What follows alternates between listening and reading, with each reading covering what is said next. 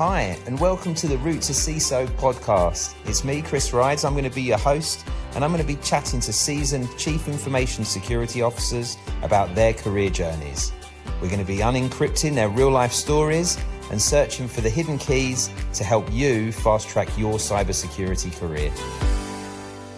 So, hi, everybody. I wanted to welcome Jim. Thank you. I'm sure we'll have a bunch of amazing outtakes for this, that's for sure, right?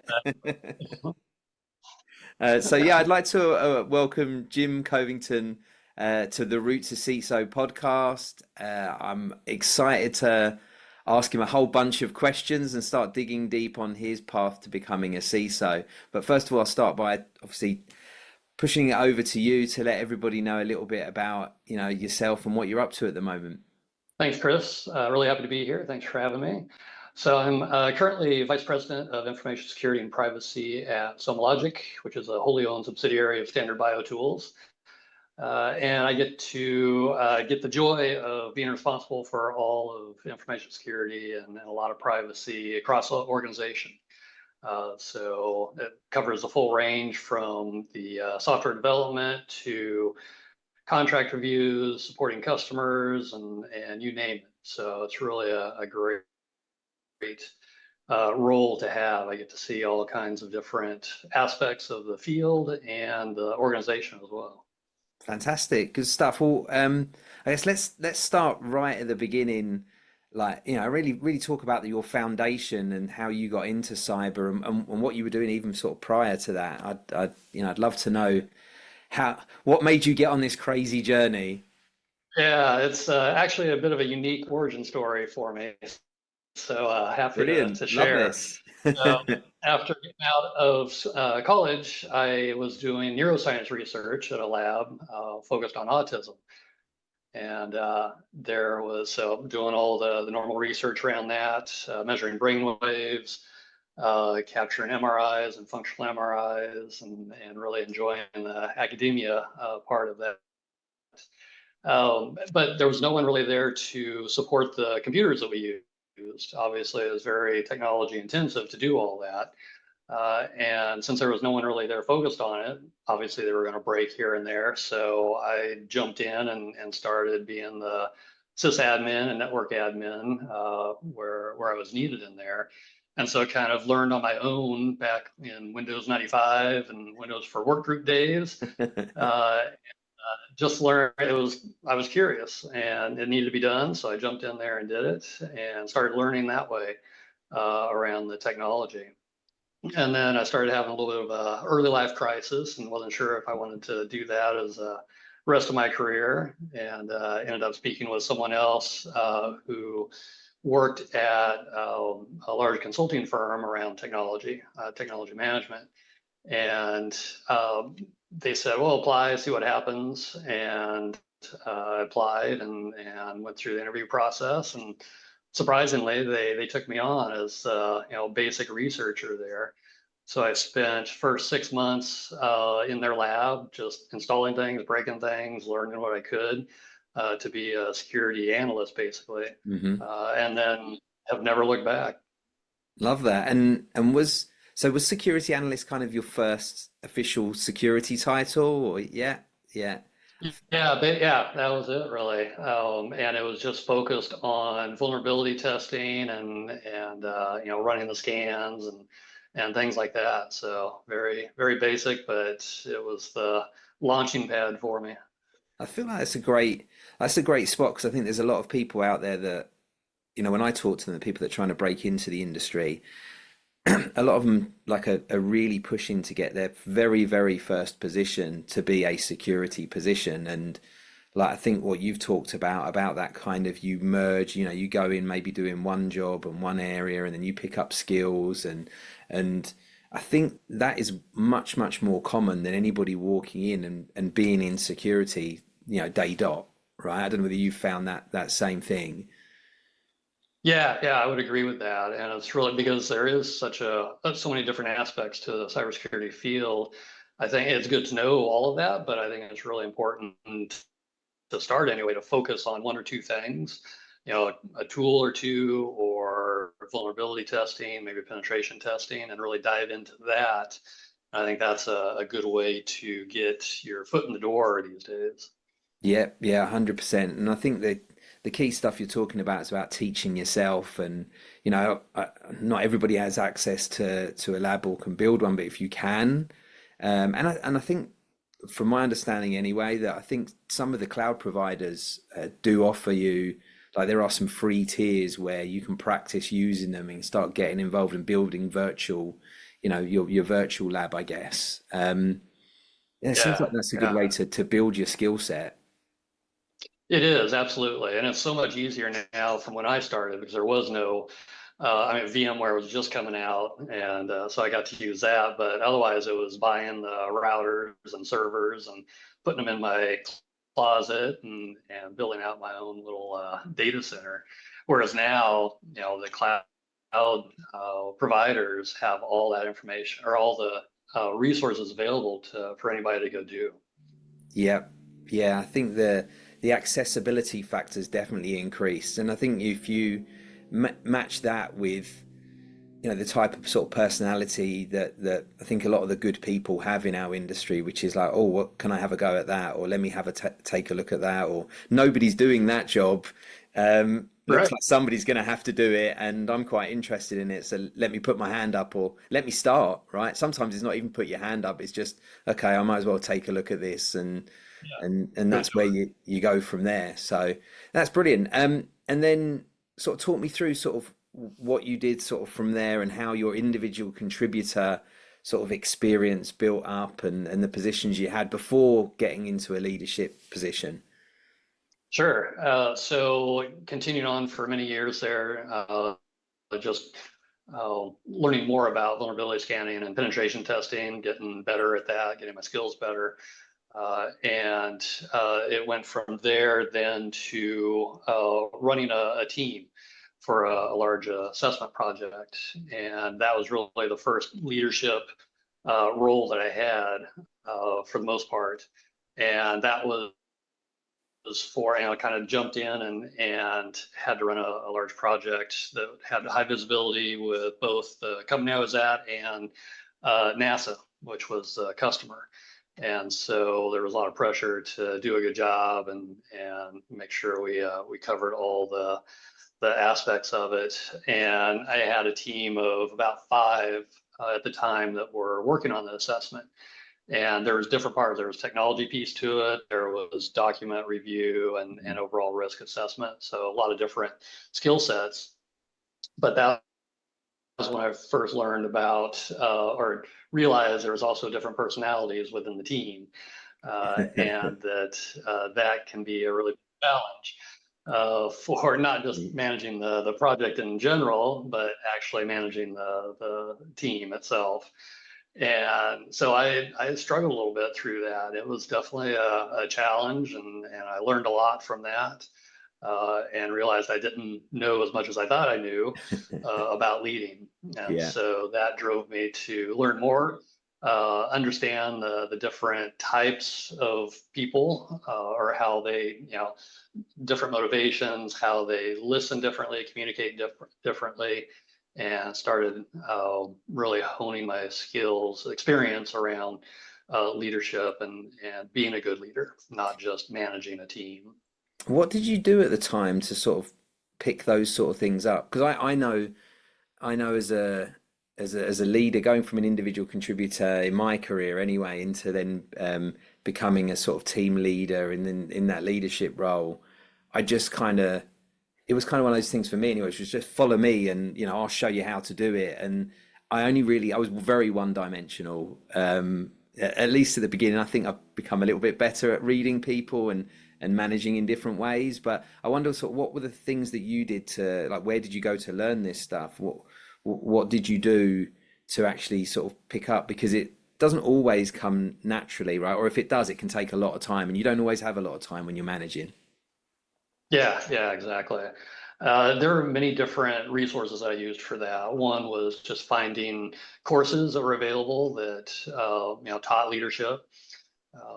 And there are also opportunities, because I was consulting at the time, so there are opportunities from my company to have courses like that, or do more of personality testing and understanding how I interact with people, Hmm. which is a big part of it too, not just how they interact. And then learning from, the leaders that I'd had before and at the time, picking out the things that I thought were really good from their experience, and applying it to myself, learning from them of the good aspects of a leader. That's a great point. I've never delved in that with anybody, and really thought about it until you mention it. But there is a huge element of knowing yourself and knowing your strengths and weaknesses in a management style role, and knowing what you've got to work on and knowing what you've got to adapt to people. And so that's a really good point. I think a lot of people can go out, and there are resources out there, right? There are resources out there on the web, and nowadays we have access to so much. But I think also I think about from a career point of view, going to your company you currently work for and saying, I'm really interested in leadership. Do you have any leadership training or things that you put people through? Because you don't have to do that once you become a leader. In fact, you're much better off, and from a career point of view, it's probably very good for you to say you're interested in it and put your hand up, Yeah. right? And start Right. before that. Yeah. Don't assume that your company is gonna push it down on you. You need to actually get in there and be proactive about it. But yeah, your point's really good. It was enlightening for me to understand more about myself and my leadership abilities and gaps, and personality. Again, how I communicate to people is different than they can understand sometimes, and so I need to know myself before I can go out and really interact with everybody else in a positive and successful way. Yeah, I feel like anybody that's sort of either seen me talk, or I'm sure I probably mentioned it on here already as well, but I love a SWAT. I love love doing SWATs, and I'll do like somebody say, "Oh, what about this?" And I'll do a SWAT specifically for that one thing. So, Yeah. I would imagine like something like that would be, if you take right, look at my leadership skills, and then literally look at your strengths, weaknesses, your opportunities and threats, and pare down the paper and start working those things out. Like I think something like that would work really well, and you haven't really got to have a lot of access to things to be able to do that, because it's self-reflection. Right. Yeah, it is. You've got to be open to it, and it's not so much, uh, changing yourself necessarily. It's more, a lot of it is just knowing yourself better, because then you can understand how to interact with others in a better way, as opposed to, okay, I'm not good at this, I need to make myself better. That isn't always successful, and it isn't always the right way to do things. Yeah, and I guess you've probably got a lot of people around you can ask those questions of. If you've got people you trust and people you get on with, and I guess sometimes you can have those surprises of, oh, I think I'm really strong at this and I'm terrible at that, and people actually, you're really good at that, and you probably should do more of it. And I know you think you're strong at that, but you might need to sort of work on a a couple of things. Yeah, that can be totally enlightening, and that's really the point too. Is ask others, ask people on your team, ask peers, ask colleagues, not necessarily in cybersecurity, but others across the organization that you interact with. Get that kind of 360 input from people of what your strengths and weaknesses might be. And that gives you a better perspective of how people are perceiving you. Because, like you said, I thought I was doing great in some things. I was like, all right, I'm good. And then I get some feedback. It's like, oh, wow, didn't realize that. Now you're like, obviously, other than like working and like working on that self-development aspect of it, you've also got to be seen as a leader to get that opportunity. And for you, when you got that first leadership opportunity, or the first point, like how did that actually sort of come about, or what do you think you did for them to view you? I mean, was that something where you started a new job and got and jumped up, or was that done within the same company? How did that happen for you? So I'll go back to that first leadership around the project, and then talk about another time as well. Mm. But it was being, I think at the time, was being more proactive and taking not necessarily a leadership role, but being engaged and not just there to do my work, but trying to grow. For that it was consulting, so grow the services that we offered, improve on what we were doing already, and just having that mindset of I'm out here to be successful and make the project successful, make the company successful. And that I think catches the eye of leadership a lot of times. And then the other instance was where I had an actual team, wasn't just project, but a full compliance, security compliance team. And that was, I was doing it all myself for a long time. And then, but I was, being successful with it, but there's a lot more work coming on, and was able to speak with leadership, my manager, about it, and show that, hey, I'm doing this, but we're getting more and more work around it. There's these other, at the time, laws and regulations were starting to come out more and more, and there was just a lot more to do. And so part of it was I need help with this, and part of it was that, okay, you're leading not necessarily from people perspective, but you're leading this effort successfully. Right. And then I guess as you hire people on, it just becomes a thing that they report into you because you're the specialist on that project. Right. Yeah. Yeah. Kind of. There wasn't anything specific like, okay, you're going to have a team now and you're going to be a leader. It was more of, okay, we need to go hire this person. They're going to report to you. Go take care of it. And so that was, continuous learning. To me, the leadership is a continuous learning experience. And so even though I'd done well, years before in that project, or I learned from that project, there was still a lot more learning to do. And so it was important for me not to get settled or comfortable in the leader that I was or thought I was, but continuing to be open to learning more, changing some ideas that I had maybe, and improving. Yeah, I love that. I think is I'm definitely seeing some themes across all of these sort of conversations I'm having, and I think the sort of ability to sort of be showing those leadership qualities in an individual contributor role is one of them.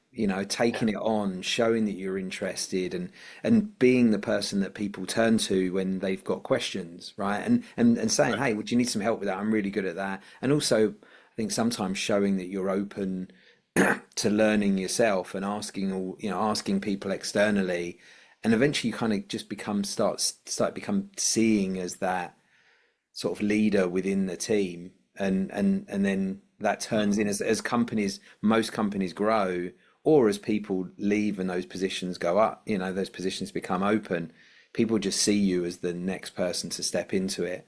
Right. I think a great way, and I would encourage people to try and give whatever time you can towards mentorship, because I feel if I look in my career, although I'm not a cybersecurity practitioner, if I look in my career as going from an individual contributor as a recruiter to a team leader, that kind of came over a period of time of just the new people coming in and me taking them under their wing and showing them things and just becoming the person they would ask questions to. And then like it became a no-brainer that the company was growing. We needed more people in management positions, and I was already acting.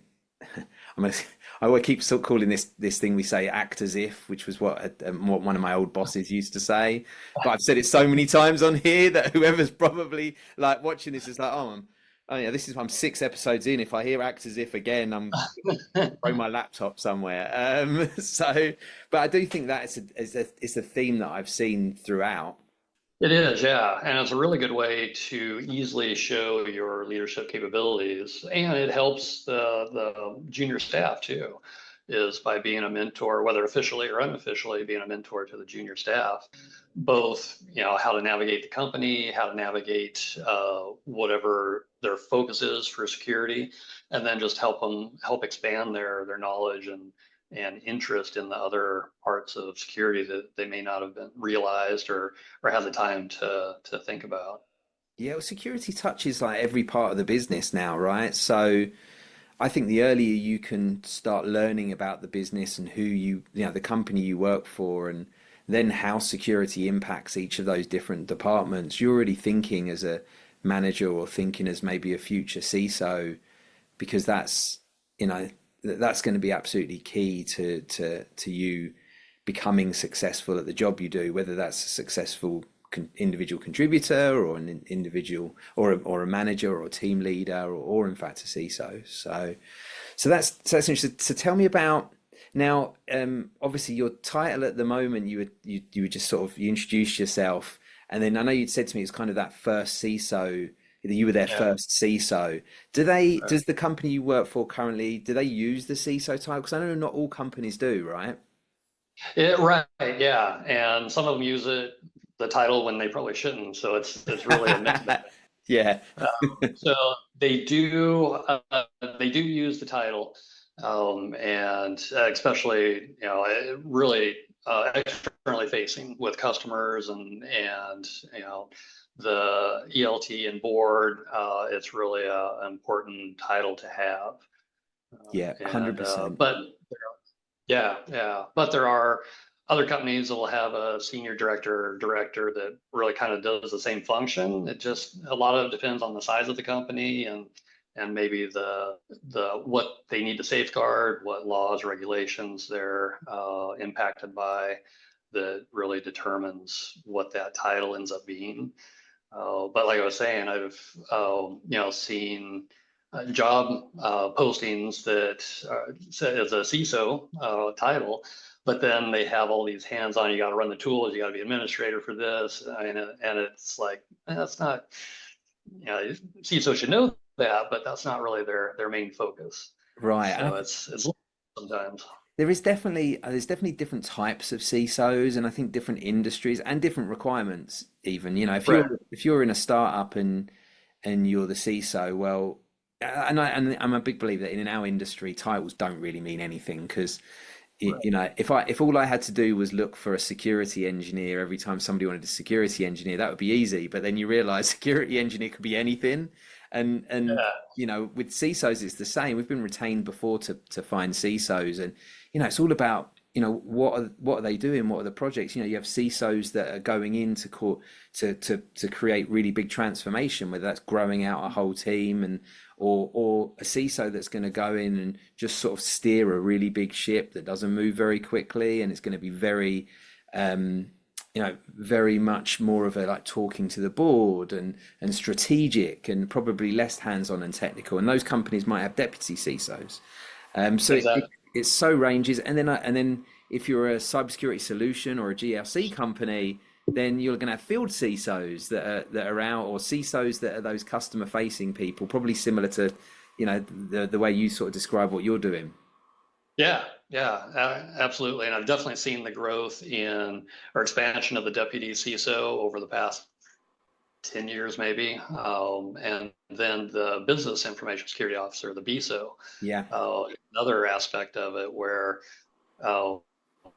it supports the CISO. It might be focused on a specific transformation or more operations, where the CISO can then go interact more at the business level. So it's been really fun to see the growth and change in the CISO role over the years.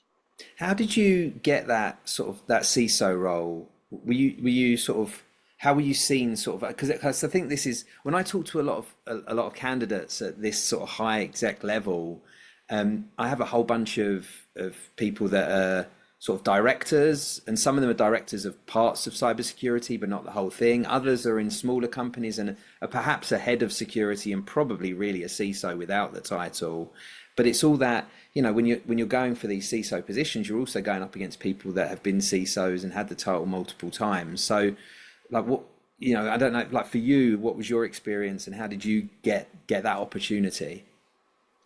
Yeah, for me, it was a focus, and it probably wasn't necessarily planned, but I ended up starting out at a small organization, so maybe 500 people, running the security program, and didn't have the CISO title, but I was basically covering all the responsibilities of a CISO, and so that I think really made a big difference to show that I could uh, be successful with all those responsibilities, even if I didn't have the title. And so that helped me move into more of an actual CISO role at another organization, or it would have been a matter of pushing uh, that type of role change or title change within the organization itself, which some of them do. It's you're able to show the uh, how your role really should be more at the CISO level, especially if it's customer focused or B2C type company, where or even B2B really, where you need that level to run the security program. The other either customers or businesses want to see that level, whether it means you're a director could be doing the same stuff, but they want to see that role or that title. And so that's another way to drive yourself into a role like that. Yeah, it's funny because throughout different companies and different industries, you can be a CISO and you can be a director, you can be a CISO and be a vice president, you can be a CISO and be a SVP, and Yeah, there's that it doesn't necessarily, I guess it's seen at different companies as different levels. And I know CISOs that get very little C-level time, so right. it's interesting. And I think most people that maybe the people that are watching this, they're some of them are aspiring, maybe some of them are actually CISOs as well, and they're looking to see what other people are doing. But I think we have to sort of be open and say, that there isn't sort of one type of CISO, and there isn't one thing. Like becoming a CISO isn't necessarily going and doing this job, because it could be completely Right. different. So maybe that's another aspect. Maybe part of wanting to become a CISO is kind of understanding what kind of CISO suits you and your experience, and that doesn't mean that you can't become a different type of CISO as you go on. Now, for you, then, my question is like, what type of CISO do you see yourself as? What are the things you think you sort of really excel at and have done well in the past? I really like the aspect of being responsible for all the security across the organization and having that business connection and impact. So being a part of the not necessarily ELT, but at least at the business meetings, quarterly business meetings, or the board meetings, being that trusted advisor to them and helping them understand the risk, translating the technical risk to the business risk, so that they have a better understanding of how important security is, but how that can enable business instead of blocking it. Do you still keep quite close to the technical side of things? I try to. It's There's just so much going on that I can't devote No, yeah. as much time as I'd like to. But I try to stay, plugged in as much as I can. Just I don't want to lose that, because I want to be able to talk to the engineers or DevOps, and have them not think that I'm some newbie that doesn't know what I'm talking about. Yeah, it's good. Oh, and we'll talk a bit about attributes and stuff in a bit, but it's funny. Like a lot of the people that have responded to the questions that I asked about attributes, quite a few of them brought up sort of keeping that technical knowledge as much as you can, right? It's a Yeah, difficult thing. Things change yeah. so quickly in our industry, and there's always a new tool. Right. Yeah. Yeah. I can't go into detail anymore with that or really get hands on, but at least have a good understanding of the technology. Yeah, Um, Feel better, and helps me in my role too. yeah, I love that. Now going back to sort of your career, I see like I believe anyway that for most people, and maybe you've been really lucky, but for most people, like we talk about climbing the career ladder, but it isn't a ladder, right? It doesn't just go up, up, up, up, up, you know, it goes sideways a bit, maybe down a couple and stuff. And so there's probably quite a lot of people that, especially over the last sort of 12, 18 months, there's people out of work, people that have had to take roles that perhaps are maybe lower than they were previously to get back in, and you know, we will have bills to pay, we've all got to continue working. Is there anything that sort of any times that you where you've had sort of a tough time, or you've had to take a step backwards or sideways, but when you look back on it now, you can see sort of where it propelled you? Yeah, I do actually, and it was ended up being during COVID just by chance, but it was a good time for it because it was all remote work anyway. But you know, after about 20 years of being in the cybersecurity field, uh, feeling a little bit of burnout of, you know, where am I going with this? What do I really want to do?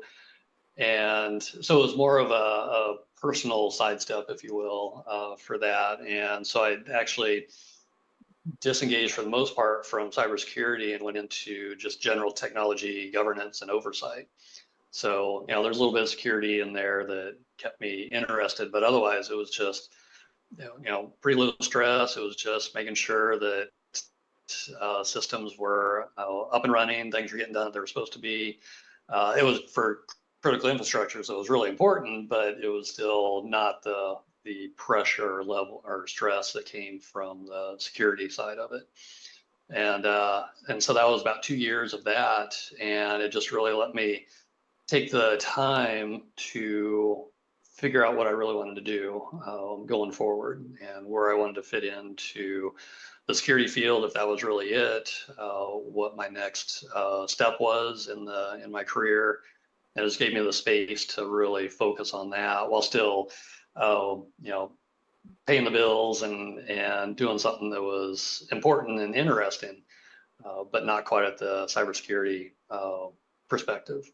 Yeah, not the stress level that you needed a break from, I'm sure. I think that's we should really talk about that sort of stuff more often in our industry, because I feel like there's a lot. It used to be anyway that, I mean, even I could see my clients being guilty of it, and then naturally as a recruiter, you become guilty of it, of like looking through people's resumes and seeing where they stop and where they're going, and scratching your head and be going, right, that's they seem to be on the uplift, and all of a sudden that didn't happen. I wonder why, right? Right. And I definitely think, like, I always encourage people when they're working on their resumes to try and cover, you know, as many potential question marks or doubts that people could have by looking at it, um, because we're all guilty of kind of doing that.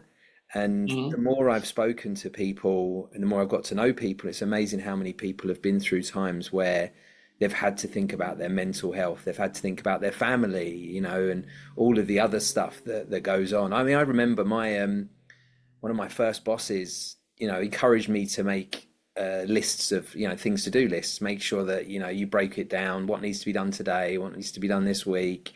You know, what needs to be done? Well, sorry, what needs to be done today? What needs to be done this next couple of days? What's this week? What's this month? And, you know, move things through that.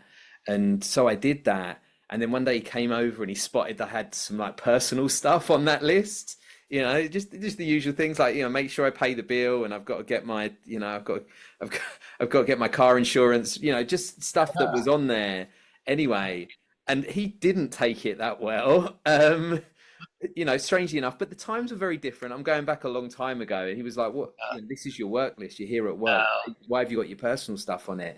And actually, I felt that I learned that, and when I became a manager, I encouraged people, because there was nothing more stressful for me than getting through my day, checking everything off, and think, "Brilliant, I've got this done." And then it would be, "Well, you had to phone the doctors to get this," and they were closed. So you Right. couldn't do it. So all of a sudden I'm going home and I'm stressed.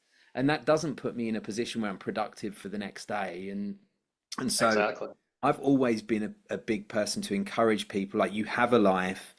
And I think the pandemic kind of, for a lot of the stress it brought us, it also brought us closer to realizing all of the things that we have to do in our own personal lives, and then how they do impact work. Um, and also how sometimes going to an office is an escape from that Yeah. from that as well, and you need, you need boundaries, you need to do an awful lot of these different things. But I'm glad that people are thinking a little bit more about their health and their mental health, and the levels of stress they want to accept, and you will have different times in your life that you can accept this level of stress, and there'll be times in your life when actually this is about the most, because I have all of this other stress I'm dealing with outside of work. So I'm glad you talked about that, and hopefully more of us should have conversations around it. Yeah, I think it's really, really important because there's stress everywhere now, personally, at work, what have you. And so it can't just keep going like that. You got to take that personal time and focus on yourself, because you won't do anybody any good if you fall apart from stress.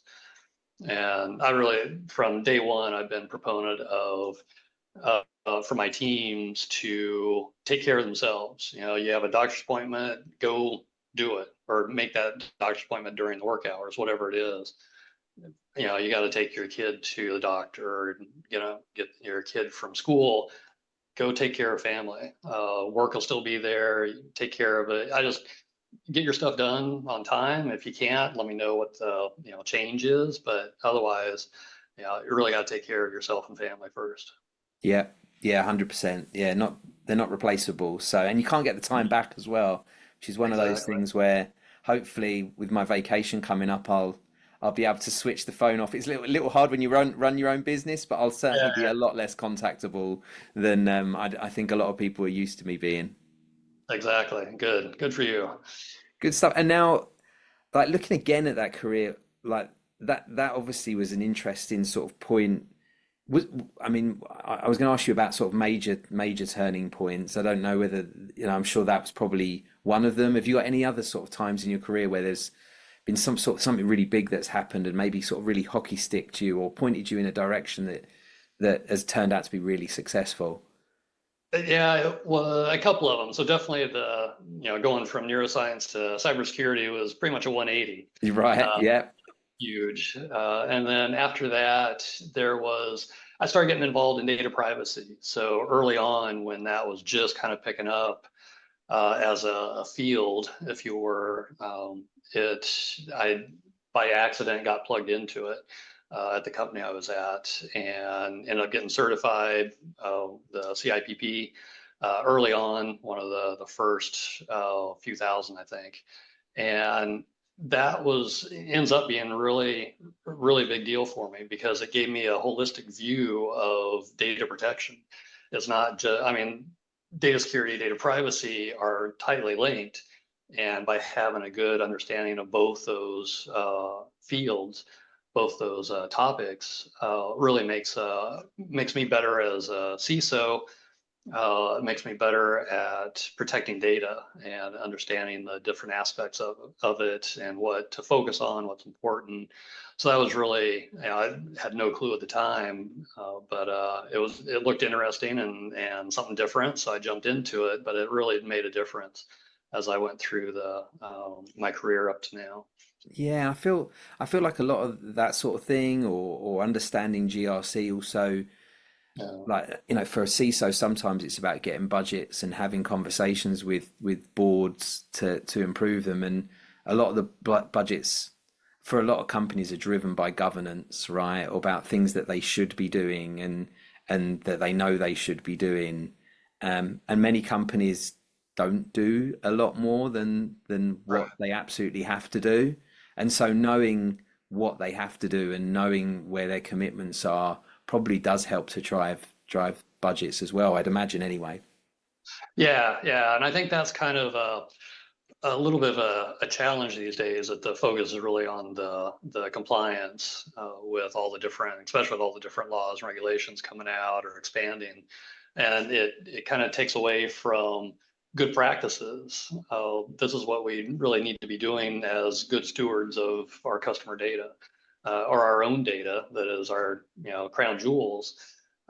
It's not just the checkbox of we need to have this control in place, and we don't go back and check to make sure it's working. We just have it there. And so I think that really is important aspect that people are moving away from a little too much.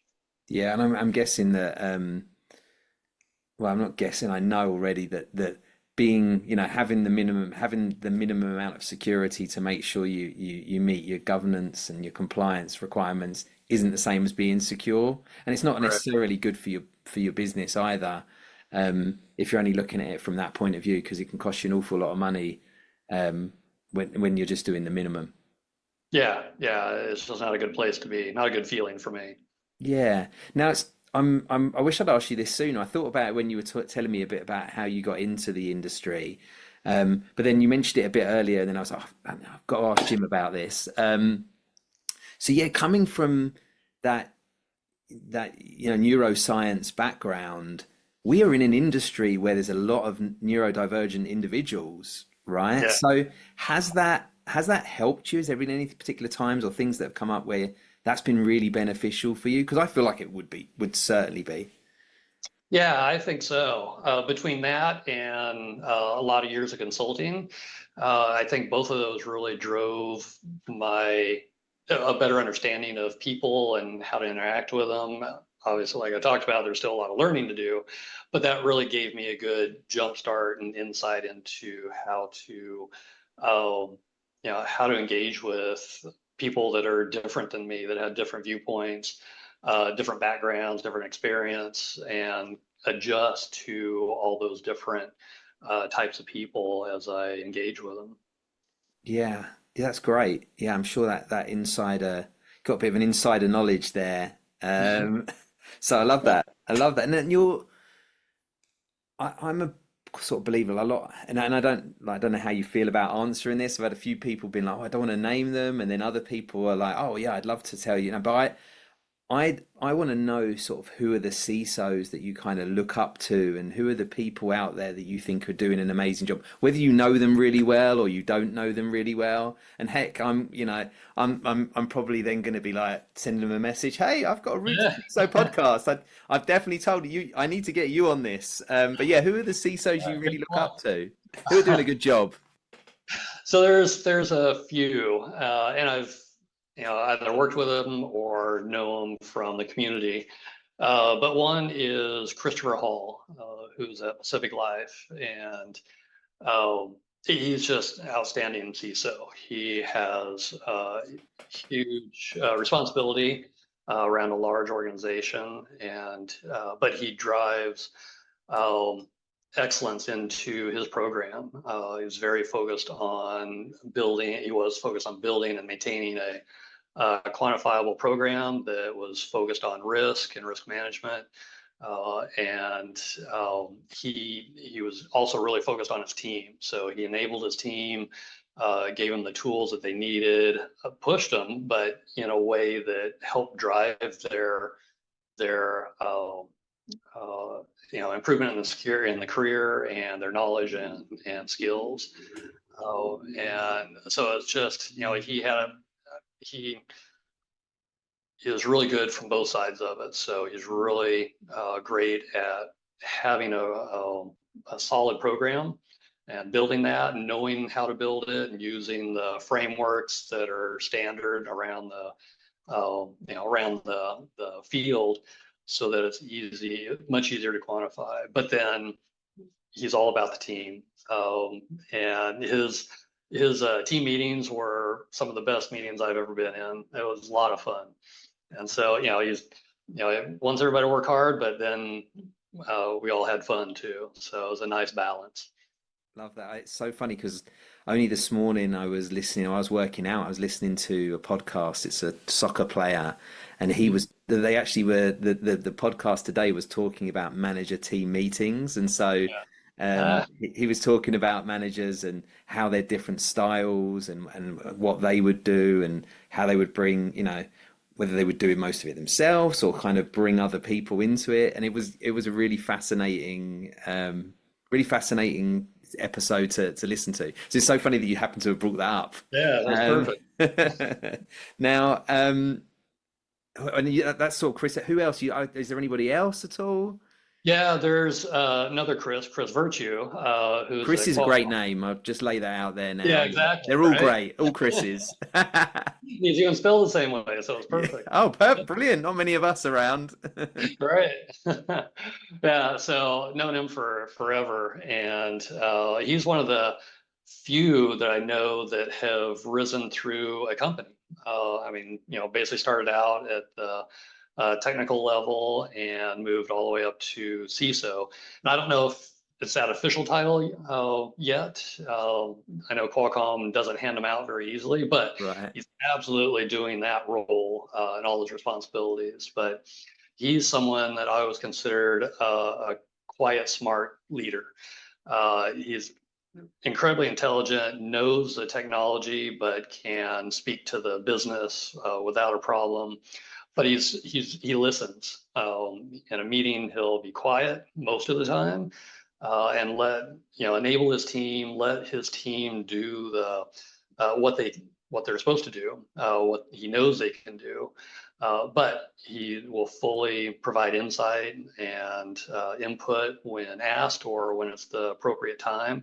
But he's not in there, telling everybody what to do or how to do it. He's just sitting back and waiting for the right point, understanding everything and waiting for the right point to give his input. And Chris, what was Chris's surname? I missed that. I talked over you when you were saying Yeah, it. Chris Virtue. Virtue. Yeah. Okay. Great strong last name as well, right? Very good. Very appropriate. Yeah. Yeah. Sounds like one of those people. I think there are definitely those personalities that are very quiet, but they know what they're doing. And then when they do speak, it's kind of everybody pays attention because Yeah. whatever they're going to say, they've thought about, and it's something that you need to pay attention to. So Right. yeah, I love that. Anybody else? Those your top two? Just kind of a shout out to Gary Hayslip, Yeah. who and yeah, so he's a great guy, and he's just so focused on the community and giving back. It's great, from writing books to speaking to just being involved in the community at gatherings and giving back, mentoring, and it's just amazing what he does on top of his day-to-day job. Yeah, I had a brief chat with him at RSA the other week, and yeah, he's a great guy. Really, really involved in the community, and I love that. I think as an industry, we have an amazing community, and obviously, not everybody can give as much time to it, but I think it's always there for you when you need it, and if you can give back, then you're kind of obligated to, because I think people respect that, and hopefully with stuff like this, right? The podcast, right? I'm just trying to, put out these stories because not everybody gets to meet a CISO. Not everybody gets to have the conversations that I get to have. And there's a whole bunch of people out there that really would benefit from it, right? Yeah. So yeah, Gary's a Yeah. good guy. Yeah, he is. And along those lines, I'm actually talking to person that's trying to break into the cybersecurity field next week. We got tied together through a mutual acquaintance, and so I do what I can. Can't do everything, Yeah. but I got lucky in my getting my start in the career, and so I want to give back and help everybody else that's trying to get into, because it's such a different field now, especially breaking into it, that I think it's important for us that have been in it for a while to help them that are just trying to get into it. Yeah. This was actually a prime driver for this podcast, and I've done a couple of other videos. I'll be doing some more actually. There's some more planned, but it was just that I probably get 10 a day of people. It's some of them are just straight out like, can you give me 15 minutes? I'd like your advice, or can you take a look at my resume, or they start off with kind of an awkward conversation, and that you're just waiting for them to ask for some time, and then on top of that, you've got all the people that you know really well, and they're like, is there any way at all you could just have a chat to this person? And the problem is I just don't have enough time to do it, right? It's impossible. And run a business and do everything that my clients expect me to do, and pay a mortgage, right? As my wife reminds me about as well.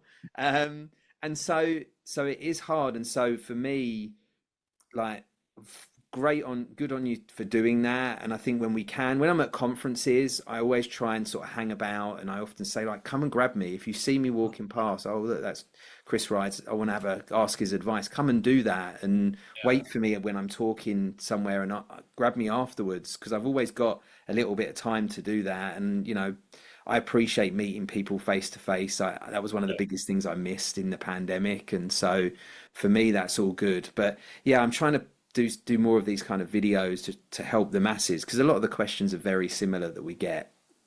Right. Yeah. Yeah. That's great. I'm glad you're doing this. Yeah, and this, hopefully this becomes sort of a similar thing. And the people that are watching this might want to sort of send me questions to ask people in the future, or Yeah. maybe we'll bring you back or bring other people back, and we'll answer a few questions. Who knows? Maybe that's a good season finale. Um, Yeah. you know, Yeah. Open it up to everybody to come ask questions and have a panel to answer. yeah, exactly. Well, maybe we'll give that a go. I'll let that marinate a little Yeah. bit. Good stuff. So, I mean, thinking about those CISOs and thinking about sort of the things that have made you successful as well. And I've been going out and asking a lot of CISOs this. I said I think it's over 500 now. I've had a lot of Wow. replies, so I'm collating all of this information, and I'm working out what I put it together and what I do with this. But Yeah.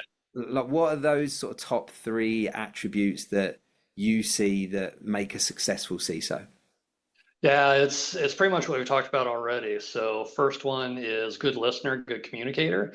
So I don't, to me, it doesn't work just to tell everybody what to do or what to think, and it does no good for anybody other than, for the few people I've seen that do that, it's more of, hey, look at me, I know all this stuff. I want to sit back, and I think a good CISO needs to sit back and listen to everything and understand. So I go out to, and we touched on a little bit earlier, I go out to the other business functions, HR, marketing, sales, whatever it is. And I sit down with them and just learn about what they do and how they fit into the business. I don't ask them for anything necessarily. I build up that rapport with them by listening and understanding their challenges and what they need to do and get done. And so that way, when I, have a project or effort that I need their support with, then I can go to them and I can bring them something that's reasonable because I already know what their challenges are and what they face day to day. So I'll build out a new process or something that already fits their challenges or their way of working into it. And then collaborate on finalizing that. And it just, and then building up that rapport. If I really need them to do something, or there's incident, I've got to have them shut down something or whatever it is, they realize that that's something really important and they'll go Mhm. do it, as opposed to every month there's a new emergency that they got to work on. It gets old and they don't listen after a while. Yeah. So just that communication, that building the rapport, that listening, I think is really key. It's the classic tale of the boy that cried wolf, right? Ex- You cry wolf enough times, eventually people start ignoring you, and Yeah. so building that rapport and knowing that when you've got a really big ask, you wouldn't normally be asking for it, and when you do have an ask, you've already pre-thought about what they need. They take that seriously, right? I think Yeah. Yeah. the communication stuff is something that I think we can all work on for sure. And I mean, is there anything you've done particularly to sort of improve your communication skills? Anything that you'd recommend for others that need to do better at that? Yeah, I mean, it's work in progress for sure, but for me, it's worked really well of being fairly not highs and lows of, oh God, we gotta, we got this, we gotta do it. It's more of just staying somewhat mellow or even keeled with talking to them and with anybody, and not getting flustered and or minimizing the amount of fluster if no matter what's going on.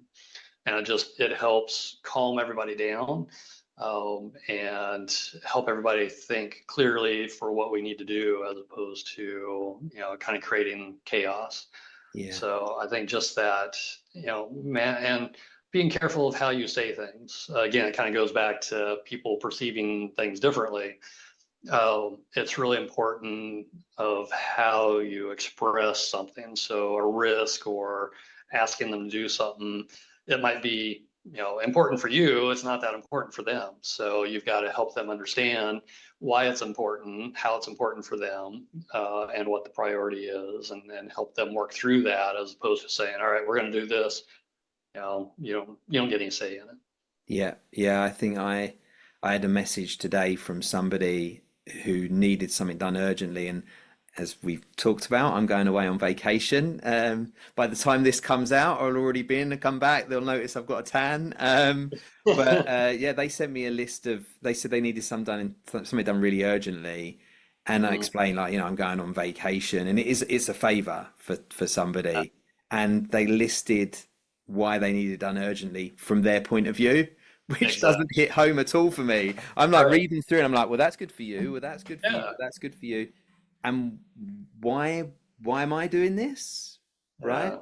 Not one Yeah. in there. And so I think that thinking, like you say, communication about listening to people and saying the right thing, because it's very easy to say the wrong thing or be misconstrued. I'll get out there eventually. And so and how you write things as well. We talk about verbal, and we got written communication as well as verbal communication there. Um, Yes. you And know, that is key. And I was fortunate that I had a mentor in college that was a great writer. He wrote articles, peer-reviewed articles all the time, and I did some when I was doing the research. And that really, you've got to be very careful in how you say things, how you present things in words. And so from an early age, I was really focused on writing as well as I can, to get the point across, because switching words can completely change the whole focus of the sentence, or perception of it. And so try to be I'll it takes me longer than it should to write things, but I try to write them in a way that is easily understood. yeah, and I think if things are like when something's really important, I always like to get a second set of eyes. So I Oh yeah. might say, "Can you read this? How does it read? I'm worried it might read like this," or just give them a like, "Here, you just read it and tell me what you think. How does Yeah. that come across?" I'm a big user of Grammarly. This is Mm. not Grammarly have not sponsored this. Maybe they should. But I really like what they do in terms of sort of the structure and just picking up silly little typos and things that sometimes you miss. But also they give you like one of the things they tell you is that it reads your email and it tells you, right, this sounds like you're being aggressive, or it sounds Right. like and it tells you how it's read by them, and it's interesting, like the information it gives you. It does give you pause for thought before I hit the Mhm. send button. It does, yeah, yeah, because you'll think, oh, this is all good, nice and friendly, but the person on the other end reads it completely different, because there's no nonverbal context in there, especially emails and texts. And so you really got to think about that when you're writing something. Why you have to really clarify, be very clear in how you're saying something. Yeah, 100%. So communication skills, number one. Yeah. What's your next attribute?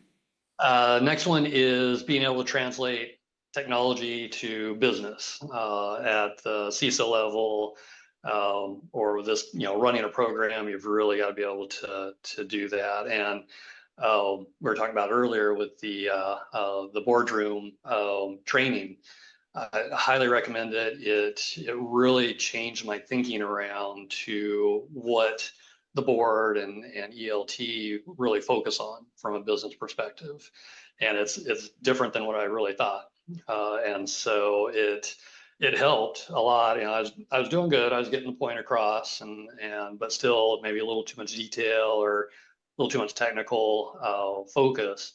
But now it's, again, continuous learning, improvement. But it's really important to be able to change that, uh, vulnerability on a server into why it's important to the business, and then provide options. Hey, we can just leave it there. We can, put a workaround in maybe, or we can actually do something about it. And this is what it means to the business for each of those options. That's good. So for the audience, we talked before, we were just chatting before before this about you'd gone out to get a board. Is it board certification? What's the? It's the QTE, a qualified technical expert, but boardroom focused. Brilliant. So yeah, I think I mean, I'd not come across that before at all. I knew that there were some training courses and stuff focused on that, and I certainly can see the benefits of doing that. But what kind of drove, like, where did you go to find that, and what kind of drove that? It was a referral from another CISO that had done it and felt it would be really good for me. And the driving factor was really wanting the continuous improvement, wanting to be able to improve how I translated, how I spoke to the board, to help them, to help me help them understand better what the risks are for the organization. Because a lot of times they think of it as just IT focused or technology focused, but it really can have an impact on business. So it's important to be able to explain that to them in a way that they can understand it and recognize it as importance. I love this. We're kind of feeding from your first two attributes. They kind of feed into each other around that sort of communication. And we're also giving people the secrets. This is what CISOs talk about, right? These are that when they're having a chat over a cup of coffee and, other than sort of the headaches they're going through, these are the kind of bits of advice they give each other. So there we go. You're getting it on this podcast as well. Real exciting stuff. Yeah. Now, what's your third attribute? What's the third one? Kind of ties into the communication as well, and that is just being a good leader, which we talked about already. And it's not just a matter of saying good leader. It's really understanding your, from the people perspective, it's understanding your team and what motivates them, what their challenges are, what they want to do in the future for their career, and helping them achieve their goals.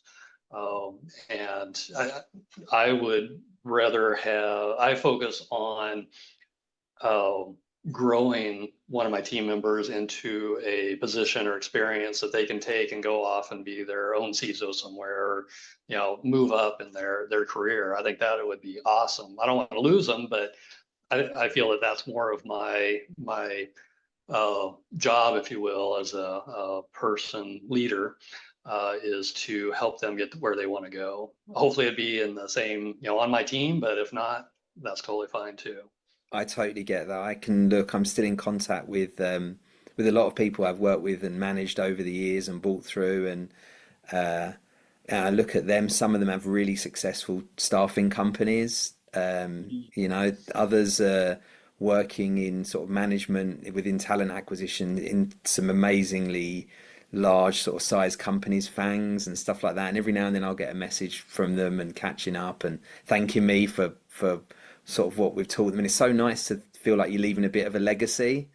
Yeah, absolutely. And as on to that point, I happened to be talking to or chatting with a person that worked for me almost 10 years ago now. And she ended up saying that, just kind of out of the blue, in the conversation, it was like, you're the best boss ever. And it was like, I had no idea that she thought that. And it was just like, oh, wow, that, it's the best thing I've heard all year so far, I think.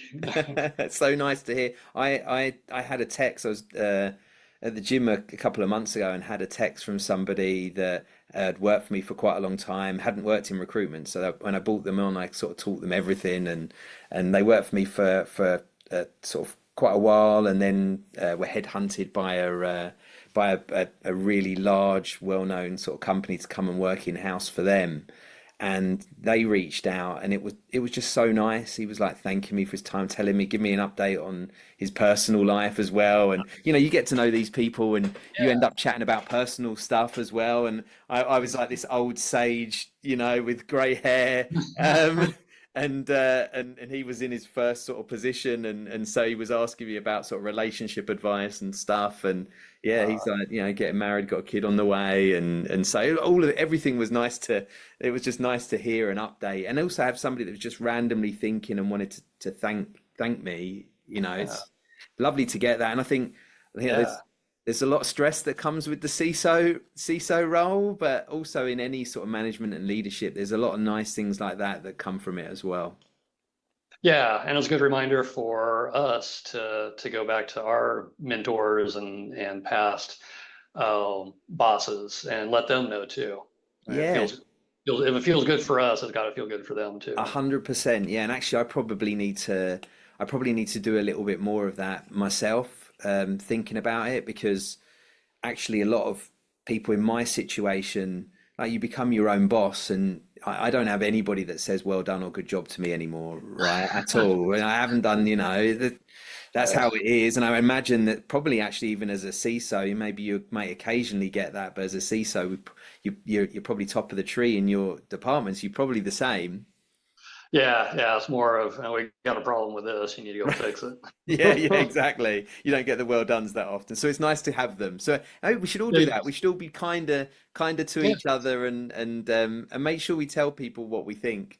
I think I don't want to get depressing about this stuff, but I often feel like the stuff that you talk about at funerals and the things, that should be the yeah, stuff we talk about now, right? That doesn't do any absolutely. good for that person. They want to know how you felt about them when they were alive and kicking, Right, rather yeah. than hear those stories afterwards. Much more impact. Yeah. 100%. So I love that. So I love your attributes. They definitely all sort of feed into each other. I think even right from talking about the communication and then how you connect with the different business units, that moves you onto that business communication, right? And then Right, yeah. knowing and understand that stuff probably impacts how you communicate to the board, and Mhm. also how you manage. And knowing what the motivators are for the leadership of the HR team, or knowing what the the the drivers are for your security architect that's working for you. All of those things are, if you know those, and you think and you generally are concerned about them, and helping them achieve stuff, you're going to have them bought into you. Your retention's going to be better, and that's a stressful thing that many CISOs have to deal with, right? Everybody's pulling staff from each other, at this stage. So that's great. I mean, I've loved our conversation. I've got a couple more questions for you, I guess, and then I'll let you get on with, I'm sure, your busy day. So the first one would just be, if you could go to early career Jim, and say to him, like, here's some advice, please listen to me. What would that be? For me, and I actually tell a lot of the junior people or people trying to get in this as well. Um, I wish I'd done better or stayed focused on coding. And I did some. I struggled through it. It was just not, and because I struggled through it, I kind of left it and didn't really follow through. But with everything is an application these days, and there's so much integration and complexity between those applications that I think it's, even if you're not at the level of developing those, being able to clearly understand the code in those applications is really important, because that's really where a lot of the technical security needs to start, is at the beginning of development, and then follow it through until it goes into release.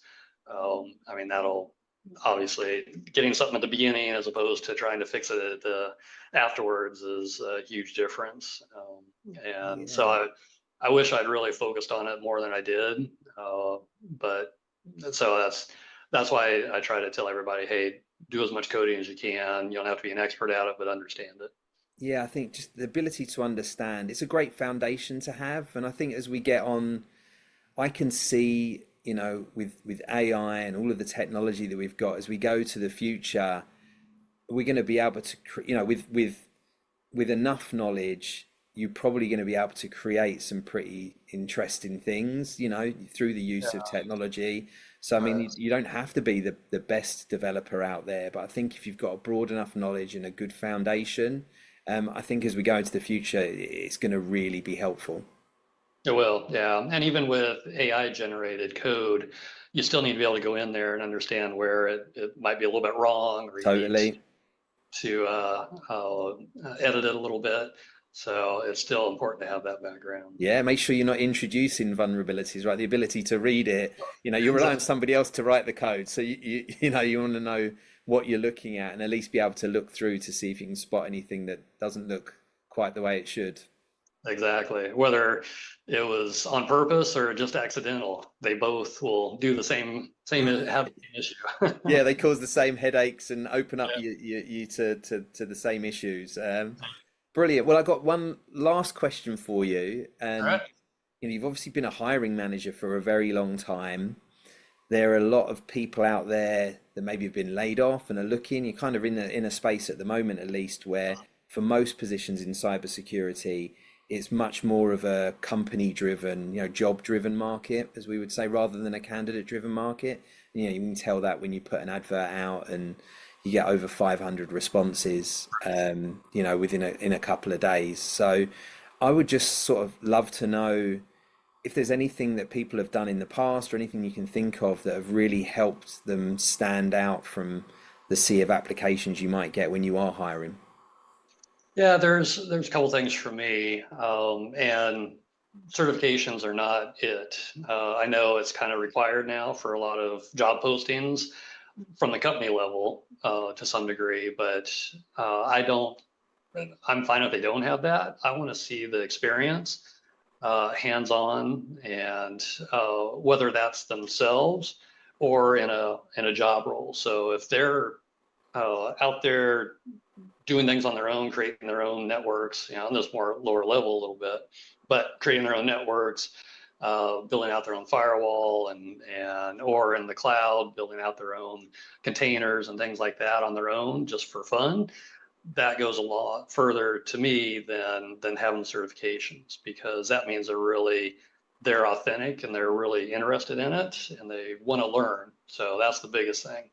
Even if somebody doesn't have a lot of experience, if they can show that they're a voracious learner, I will take them over other people any day, because I know I can, because they want to learn and because I can help them, guide them to the right skills and right experience. Yeah. So that's really the biggest thing. Yeah, I think that's a great point. I think, I mean, and then certifications are great. If you've got the money to do them Yeah, and you're right. following your passion while doing them, that's good as well.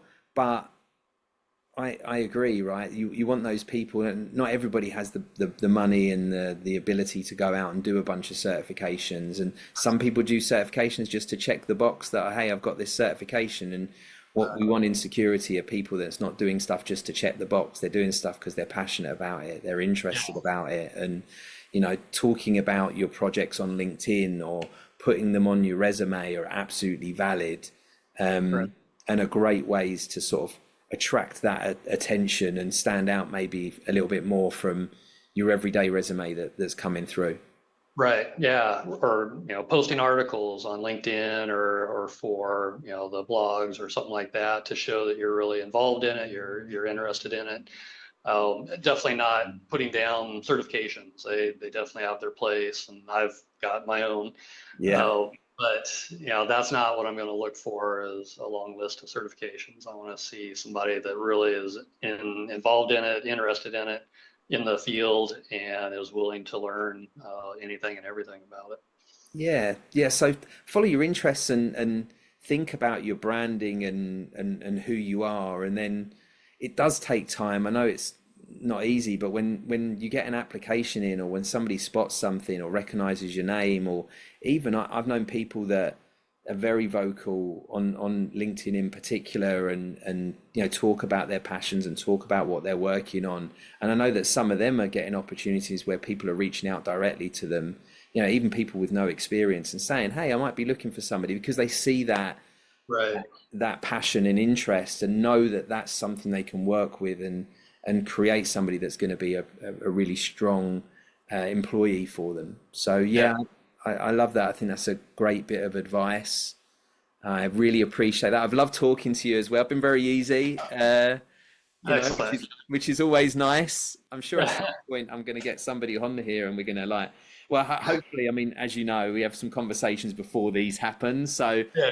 I do think at some point I'm going to have to have a difficult conversation with a CISO who maybe is all sort of one-line answers and not so great at having this kind of conversation. Although I would, as we would say, if we think that that's the important attribute, hopefully a lot of them are great communicators, and I won't find one of those yet. Yeah, but it's also a growth moment for you as well, because you'll get better at drawing out their answer and more detail. So exactly, yes. I think with all of those, I'm even now this is my sixth recorded, sixth one in the can so far, which is fabulous. But yeah, ultimately, and I've done a lot of the sort of the panels at conferences and stuff like that. And there is always that worry when you go into it that ultimately, you've picked people that are great panelists and great people to interview. And if it's not very good, really it's the host or the moderator that's down to, because they just didn't get the interesting stuff out. So no pressure, Chris. Well, it's been a pleasure speaking with you. Thank you for all the great questions and giving me the time to share my experience and career. Yeah, you're welcome, Jim. And watch this space. I'll make sure I let you know, of course, when this is going out, and we'll pop something up on LinkedIn. But thank you so much. It's been really, as I said, really enjoyable chatting, and we'll keep in touch anyway. Sounds great. Thanks so much. Thank you for listening to the Root To CISO podcast. If there's something you really want me to ask on the next episode, or if you're a CISO who wants to inspire the next generation, please reach out. I'll leave a URL to my LinkedIn profile, and make sure you connect and message me there. We're always looking for feedback, so please don't forget to like, comment, and subscribe wherever you get your podcasts.